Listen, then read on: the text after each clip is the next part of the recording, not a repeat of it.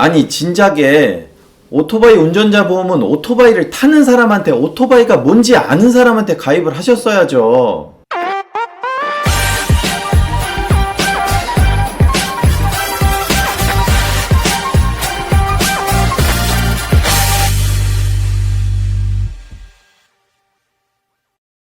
안녕하십니까. 보험을 쉽고 정확하게 원포인트 레슨 해드리는 보험장인 보장 구자연입니다. 새해 복 많이 받으시고요. 제가 새해 연휴 동안 많은 분들한테 문의 받았었던 게 뭐냐면 오토바이 운전자 보험 관련돼서 기존에 가입을 했는데 연휴 기간 동안 또 라이딩 다녀오신 분들도 있고 또 배달 하시는 분들도 많이 오토바이 운행을 하셨을 거 아니에요. 그 중에 이제 몇몇 사고 나신 분들이 사고가 나서 자기 담당자한테 물어봤더니 오토바이에 대해서 아무것도 모른다는 거예요. 아니 당연하죠. 오토바이는 오토바이 타는 사람들만 알고 있는 세상이 또 따로 있잖아요. 그들만의 리그가 따로 있다고 해도 과언이 아닐 텐데 오토바이에 대해서 모르는 분한테 오토바이 보험 들고 오토바이 운전자 보험 들어놨더니 뭘 나한테 도움을 주는 것도 없고 하나 설명할 줄도 모르고 어떻게 처리해야 되는지 도움이 전혀 안 되더라. 이거 계약 좀 저한테 좀 다시 가입을 하면 안 되겠냐 이렇게 문의를 많이 주시더라고요. 그런 분들이 진짜 많으세요. 오토바이는 오토바이가 가지고 있는 특성이 있고 자동차 보험 범주 내에 속하지만 또 자동차 보험과는 또 별개로 계산하는 요율이 또 따로 있어서 자동차 보험을 아는 분이라고 해도 어려운 게 오토바이고 자동차 보험도 잘 모르시는 분은 오토바이 보험은 그냥 아예 저세상 레벨이에요. 그냥 보험만 팔고 그 뒤는 뭐 샹마이웨이 난 뭐 신경 안 써. 그냥 네가 알아서 해. 보험은 들어져 있으니까 보험 처리는 될 거야. 뭐 이런 식이에요. 아니 그렇게 그냥 돈 몇 푼 벌겠다고 그런 장사는 안 하셨으면 좋겠어요. 내가 알고 고객을 도와줄 수 있고 고객을 챙길 수 있을 때 보험을 판매하고 그 판매한 거에 대한 책임을 지고 고객한테 좀 도움을 주고 보상 처리를 좀 해주고 이렇게 해야 되는데 그걸 못 하시더라고요. 그게 너무 좀 가슴이 아파요. 그러니까 오돌이들 우리 오돌이들 제발 아무데나 보험 가입하지 마시고 보험 관련돼서 오토바이에 대해서 좀 전문가한테 보험 가입을 하시는 걸 추천드립니다. 그래야 후회 안 하고 나중에 사고 발생했을 때도 또 무난히 처리 받으실 수 있어요. 또 제가 도움을 많이 드리니까 아시는 분들은 아실 거예요. 아주 직접적으로 개입해가지고 문제 해결해 드립니다.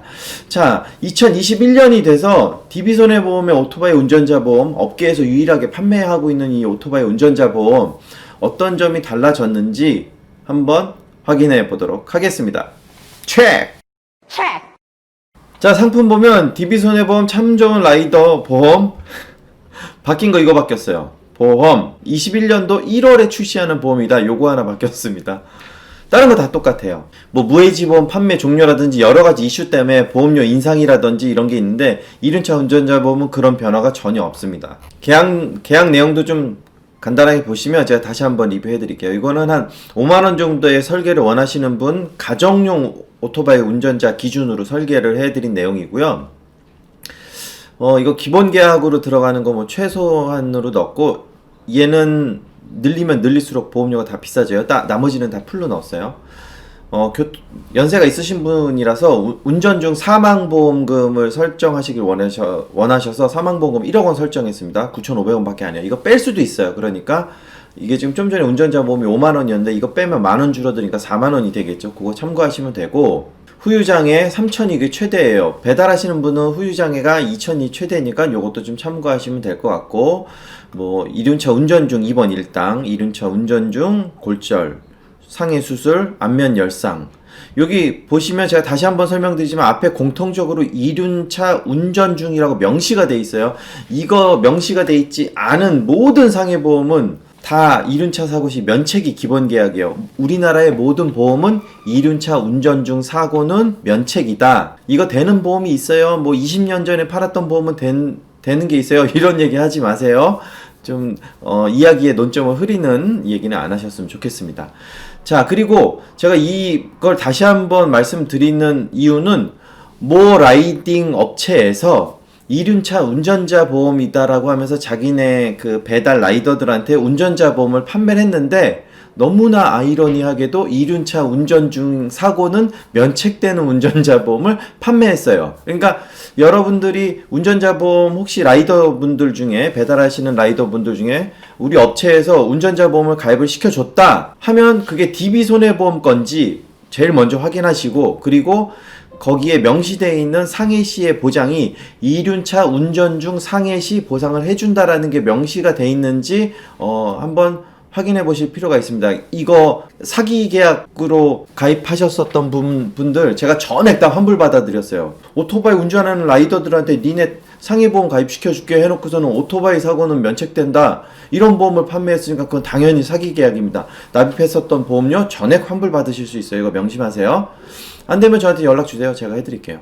여기 보시면 교통사고 처리 지원금 1억 원, 이거 전에 제가 설명드린 거 아시죠? 형사건이 되었을 때는 오토바이 보험에서 합의하는 민사적인 합의가 아니라, 그건 보험회사가 알아서 합의금 주고 합의를 보는 그 민사적인 합의가 아니라, 형사건이 되면 형사합의를 따로 봐야 돼요. 벌금도 내겠지만, 뭐 민식이법 예를 들면 벌금도 내겠지만 형사합의를 따로 봐야 돼요. 마치 폭행사고인 것처럼 내가 형사합의금을 줄 테니까 나 합의서 하나만 좀 써줘, 처벌 좀 적게 받을 수 있도록, 아니면 처벌을 면할 수 있도록 합의서를 써줘. 그 합의서를 받으려면 형사합의금을 당연히 지급을 합니다. 통상 주당 100만원씩 지급을 해요, 보험회사가. 그러니까 요 교통사고 처리지원금, 사망사고 시에 최대 1억 원까지 지급할 수 있어서 만약에 그런 일이 발생됐을 때 보험회사의 도움으로 금전적인 피해 없이 해결을 할 수 있는 정도의 금액이니까 요거 참고하시면 되고요. 다음 보시면 뭐 뺑소니 사고로 인한 뭐 위로금 요런 것들도 있긴 하지만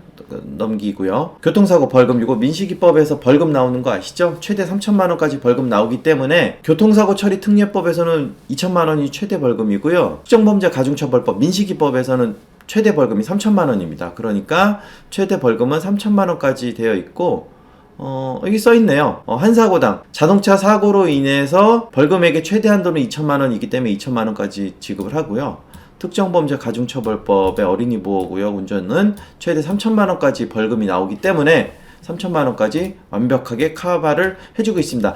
예전에 초창기에 판매했었던 이륜차 운전자 보험도 사실 저 보장이 2천만원까지 밖에 안 돼 있어요. 그러니까 예전 이륜차 운전자 보험 가입하신 분들은 다시 새로 가입을 하시면 돼요. 기존 계약을 왜 해지하고 가입을 하느냐 아쉬워하실 필요 없어요. 이 운전자 보험은 그달 보장 받을 돈을 그달 납입하는 전기납 상품이기 때문에 뭐 해지하시고 이런 거에 대해서 아쉬워하거나 부담 가지실 필요가 없습니다. 그리고 교통사고로 인해서 변호사가 필요한 상황이 되면 변호사도 보험회사가 변호사 선임 비용을 다 지급을 해드립니다. 그리고 재밌는 특약이지만 보복운전 당해서 수사기관에 신고 고발 조치돼서 기소가 되면 50만원, 근데 그거로 인해서 인적이라든지 물적인 피해 손해가 있었다라고 하면 50만원 더 줘서 최대 100만원까지 받을 수 있는데, 이거 보험료가 1원, 5원 이러기 때문에 그냥 뭐 특약으로 넣어도 뭐 티가 안 납니다. 민사소송 법률 비용, 요게 최근에 어떤 일이 있었냐 하면, 배달하시는 분이 아파트 입구에다가 오토바이를 세워놓고 이제 음식 배달하시느냐고 잠깐 올라가셨어요. 올라가셨다가 내려온 사이에 오토바이가 없어진 거예요. 그래서 어디 갔는지 막 두리번 찾아봤더니 한쪽 구덩이에다가 경비 아저씨가 내팽개쳐 놓은 거예요. 왜 아파트 입구, 출입문 입구를 막았냐고. 아파트 한 켠에다 이렇게 거의 내팽개쳐 놓다시피 놔둬서 엔맥스 새로 구입하신 건데 옆에 흠집이 다 갔어요. 근데 미안은 한데 내가 돈은 못 물어주겠다, 이렇게 그냥 배째라고 나온 거예요. 그런 경우 오토바이는 자차가 없기 때문에 내 보험으로 수리를 하고 구상권 청구하고 이게 안 돼요. 그러니까 진짜 막 속이 막 뒤집어지는데, 그럴 경우에 민사소송 하시면 돼요. 여기에서 민사소송 하면 민사소송 법률 비용 요 담보로 민사소송 하시면 변호사 비용의 대략 한 70% 정도는 페이백 받으실 수 있으니까 그 점 참고하시고, 그런 억울한 경우, 그러니까 오토바이 사고가 아니고 그냥 우리가 일상생활을 하는 모든 상황 내에서 소송을 할 수밖에 없는, 진짜 더럽고 치사하지만 내가 얼마 안 되지만 소송한다, 이런 상황들이 분명히 발생될 수 있는데, 큰 사고일 경우에도 모든 상황에서 민사소송을 하게 되면 그 소송 진행하는 변호사 선임 비용에 대해서 보험회사가 한 60-70% 정도는 페이백 해준다. 요거 좀 명심하시면 되고, 저게 법무사가 이제 대필 해주는 그 비용을 하는 건 아니고 꼭 변호사를 선임해서 처리를 하실 경우에만 된다.